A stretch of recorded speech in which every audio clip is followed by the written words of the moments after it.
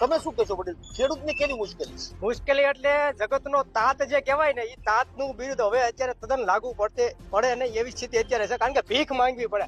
ખેડૂને કોઈ પણ વસ્તુ જોતી હોય ને ત્યારે એને ભીખ માંગવા સિવાય એની પાસે કઈ રસ્તો નથી. કહેવાય જગતનો તાત જે ઈ લોકોને ખેડૂત પાસે અનેક હતા. ઈ કહેવત અત્યારે તમને કહું હાવ એટલે હાવ કહેવત નકામી થઈ ગઈ છે કે હવે ખેડૂત પાસે અનેક નથી. પણ ખેડૂને ભીખ માંગવી પડે ગમે વસ્તુ હોય. ખાતર હાટું નહીં, તમામ કાર્યમાં તમારે ખેડૂને ભીખ માંગ્યા સિવાય એને કોઈ વસ્તુ મળે નહીં. પાક સહાય હોય તો એને ભીખ માંગવાની, ખાતરની જરૂરિયાત હોય ત્યારે ભીખ માંગવાની, અને એ સમય વયો જાય ત્યારે પછી પૂરતા પ્રમાણમાં સ્ટોક આવે એ કોઈ કામનો જરૂરિયાત પ્રમાણે રહેતો નથી. કારણ કે આ જરૂરિયાત એવી છે કે જ્યારે એને જરૂર પડે ત્યારે તમે ખાતર આપો તો એ કામ કરે. પૂરતી ખાતરની બાકી કોઈ જરૂરિયાત રહેતી નથી કે પાયાના ખાતર હોય ત્યારે પાયાનું ખાતર ન મળે, પૂરતી ખાતરની જરૂરિયાત હોય ત્યારે પૂરતી ખાતર ન મળે.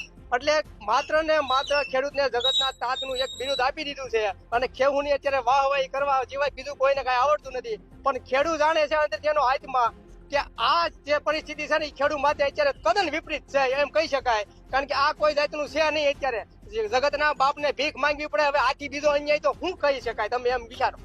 સરકાર તો એમ કે છે ખેડૂતની આવક ડબલ કરી દેવાની. આવક કોઈ જાતની ડબલ નથી ખાઈ, એ ખાલી કેવા પૂરતું ડબલ થયું છે. બાકી તમે અમે કહીએ એમ નહીં. તમે માર્કેટ યાર્ડમાં ભાવ મંગાવો કે ક્યાં વર્ષે કેટલા ભાવ હતા ને કેટલા નથી. આવક જરૂર ડબલ થઈ છે.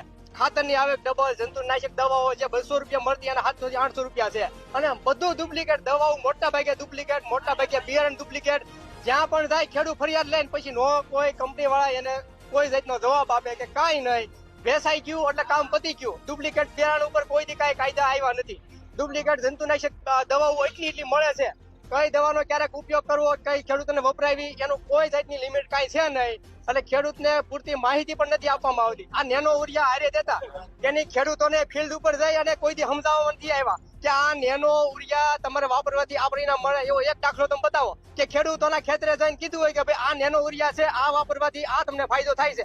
એના રિવ્યુ લેવા જોઈએ ખેડૂતોને ટ્રાયલ આપી જોઈએ. કોઈ પણ નવી કંપની હોય પ્રાઇવેટ, પેલા ખેડૂતોને ખેતર જાય, એને સમજાવે, એના રિવ્યુ લે અને પછી અમુક વર્ષ પછી એને લોન્ચ કરવામાં આવે. અત્યારે વૈજ્ઞાનિકો પણ એમ કહે છે કે આ નેનો ઉરિયા છે એનો કોઈ જાતનો મિનિંગ કે એના કોઈ રિવ્યુ લેવામાં આવ્યા નથી. કોઈ યુનિવર્સિટીએ ભલામણ કરી હોય એવું તમે બતાવો કે આ નેનો ઉરિયા ખેડૂતોને વાપરવા. આપણી એટલી યુનિવર્સિટીઓ છે આપણે ગુજરાતની અંદર, કઈ યુનિવર્સિટીએ આપ્યું કે ભાઈ આ નેનો ઉરિયા તમે વાપરો ને આનાથી આવા રિઝલ્ટ મળે છે? કોઈ આવતું નથી. પરબારું તમને ફરજિયાત કરી દેવામાં આવે. એટલે આ બધી પાયા વિહોણી વાત છે. ખેડૂતોને પરબારું તમે ઠોકી ગયો, એ કોઈ ખેડૂત ક્યારેય ન અપનાવે. પેલા એને વિશ્વાસમાં લેવા જોઈએ, એને સમજાવવા જોઈએ કે ભાઈ તમે નેનો ઉરિયા વાપરો, નેનો ઉરિયા પાક માટે એટલું સારું છે, જમીનને નુકસાન કરતા નથી. તો એના માટે પેલા બધા ખેડૂતને સમજણ પૂરી પાડવી પડે અને પછી ખેડૂત આરે બાથ ભીડાય. પરબારું તમે એક થેલીની આરે લ્યો અને એક થેલીની આરે તમે સામે બીજું 300 રૂપિયાની વસ્તુ આપો.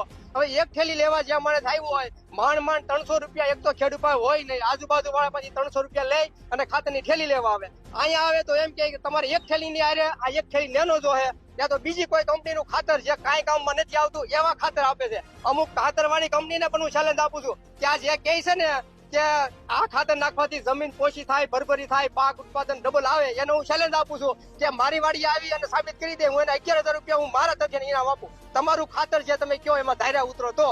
બાકી આવું કોઈ હોતું નથી. માત્ર ને માત્ર ખેડૂતોને લૂંટવાના જ ધંધા છે. આ લેભાગુ કંપનીઓ તમને ખાતરની દુનિયાની આવી છે અત્યારે. એટલે એવું કોઈ જાતનું ખાતર કોઈ ખેડૂતને વાપરવું નહીં, ખોટી લાલચમાં આવવું નહીં. બાકી આવા કોઈ ખાતરના કામ હોતા નથી. બાકી જે ખાતર વાપરવાથી પાક ઉત્પાદન ડબલ થતું હોય, જમીન પોષી થતી હોય, એને હું ચેલેન્જ આપું છું 11,000 રૂપિયાની મારા તરફથી કે હું એને આપીશ, સાબિત કરી બતાવે. તો તમને ખાતર નહીં મળે તો થાય હું ખાતર નો મળે તો જે ખેડૂતની દશા થાય કાયમ માટે એ જ થવાની છે.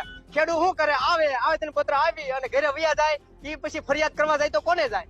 આવેદન પત્રક આપી આવે, સરકારની પાસે માગણી કરે, પણ એનો કોઈ મતલબ રહેતો નથી. તો હવે આપણે એ આશા રાખીએ છીએ સરકાર પાસે અને આ જે કોઈ સંઘના કોઈ પણ અધિકારી હોય એની પાસે કે કાલે સવારથી ખેડૂતોને સુખદ સમાચાર મળે એવા સમાચાર આવે અને કાલથી તમામ ખેડૂતોને ખાતર મળે એવી આપણે આશા રાખીએ છીએ. કે આ તમામના વતી જો કઈ ભૂલ હોય તો અમે બે આ જોડીને માફી માંગીએ છીએ કે ભાઈ ખેડૂતોને તમે ખાતર આપો. આ ખેડૂતની હું એનો ભાગ છે એમ. આ એની એક રોજી રોટી કહેવાય. હવે એને તમે ટાઈમે ન આપો તો તમે શું કરી શકવાના છે? આનું આખું વરસ બગડે.